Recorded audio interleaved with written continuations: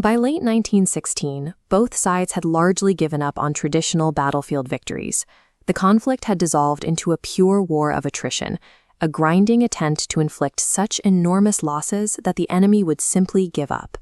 The German high command faced a structural disadvantage. While the Allies could draw on the industries and manpower of global empires, Germany was increasingly isolated. In a contest of pure endurance, they realized they did not have the reserves to win. So, German leaders gamble on a radical naval strategy. They resume unrestricted submarine warfare, believing their U-boats can choke off Britain's food imports by sea and starve the entire country into surrendering within 6 months. This chart shows Allied shipping losses, and you see the immediate impact. In April 1917 alone, U-boats sank 886,000 tons of Allied shipping. That's an average of 17 ships packed with desperately needed food and supplies sent to the ocean floor every single day. While sinking that much cargo was a stunning tactical achievement, the new shoot-on-sight policy meant that neutral vessels were inevitably caught in the crossfire. It only took 2 days for a U-boat to torpedo the SS Housatonic, an American steamer carrying wheat from Texas to England. Around the same time, the British intercepted a telegram from the German Foreign Secretary, Arthur Zimmermann, encouraging Mexico to attack the United States. This direct threat to American territory finally pushed U.S. President Woodrow Wilson to declare war on Germany. To stop the bleeding at sea, the Allies abandoned individual routes, instead grouping merchant ships into large, tightly packed convoys. By assigning naval escorts to these centralized targets, shipping losses steadily fell, breaking the U-boat offensive's momentum. And the political damage to Germany continued to spread.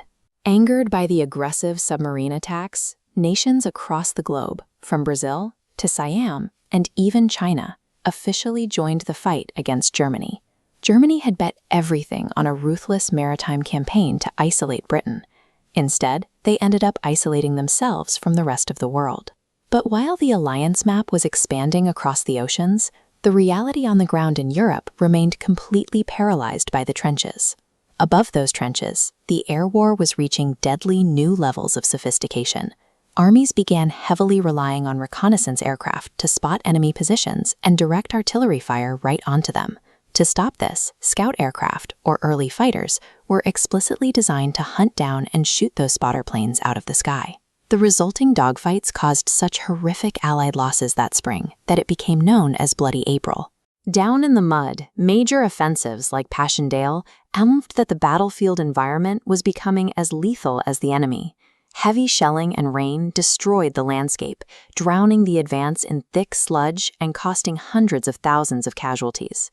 The British tried to break the deadlock at Cambrai by deploying nearly 400 tanks in the first massed armored assault in history.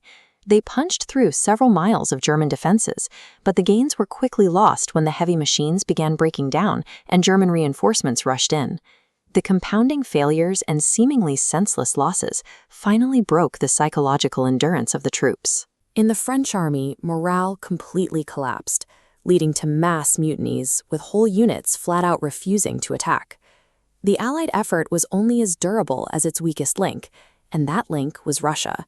Extreme bread shortages and mounting casualties ignited severe riots in the streets. The pressure forced Tsar Nicholas II to abdicate.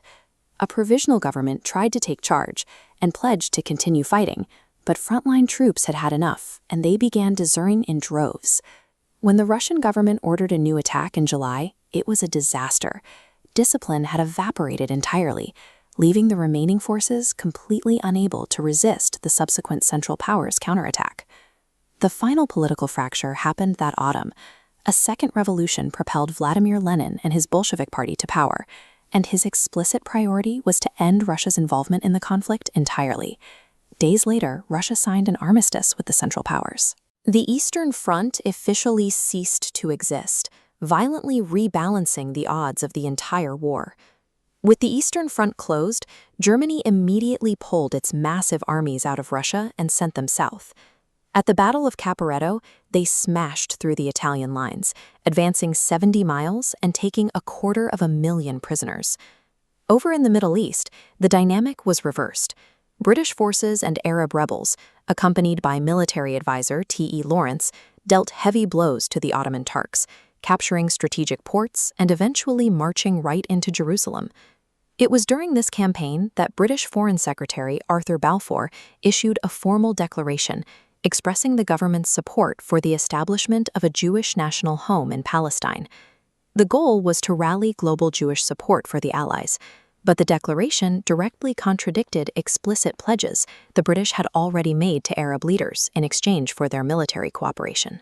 While millions were dying to move trench lines in Europe by a few inches, the great powers were aggressively staking claims that would define the modern borders of the Middle East. The Allied strategic position was disintegrating as 1917 came to an end. Russia was gone, Italy was reeling from a massive defeat, and the French military was still struggling to restore order after widespread mutinies.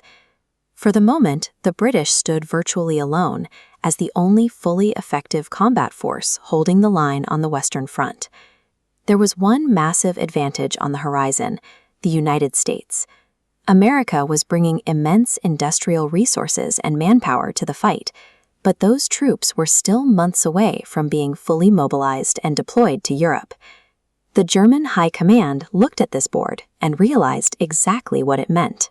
Thanks to the Russian collapse, Germany temporarily had a numerical advantage, but they were now trapped in a race against the clock to win before the Americans arrived in force. 3 years of attrition had pushed Europe to the limit, yet the fighting wasn't over.